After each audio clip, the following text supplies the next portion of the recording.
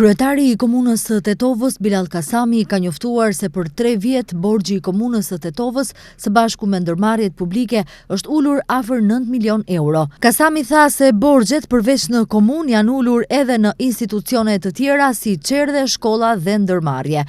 Borxhi i përgjithshëm i komunës së Tetovës përfshir ndërmarrjet publike dhe shkollat, kur u publikua në fund të muajit nëntor të vitit 2021, ishte mbi 24 milion euro, prej të cilave komuna me mbi 14 milion euro. Borxhi i komunës së Tetovës së bashku me shkollat dhe ndërmarrjet publike ka vlerën e mbi 15 milion eurove. Me angazhimin ton më shumë se 3 vjeçar kemi arritur që borxhin e komunës Tetovës tash si komunë me gjitha institucionet kuadër të komunës Tetovës ta ulim për 9 milion euro.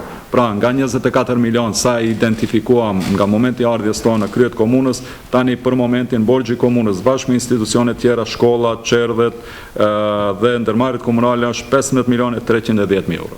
Shkollat fillore janë dikun 6.875 euro, flas në euro gjitha, shkollat e mesme janë 28.258, ndërmarrjet publike, Shari ka 375.732 euro, Tetova Transport ka 99.724 euro, ndërmarrje komunale publike ka 6.5.560 euro, parkingu ka 110.718 euro dhe totali i ndërmarrjeve pra është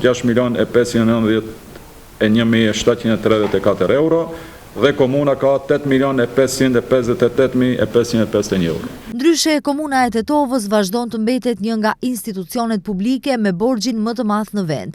Në fund të tremujorit të dytë të vitit 2024, sipas të dhënave të Ministrisë së Financave, Tetova kishte 9.9 milion euro detyrime të prapambetura, por të papaguara, dhe për këtë arsye renditet e 13-ta në listën e re të institucioneve shtetërore me borxhe.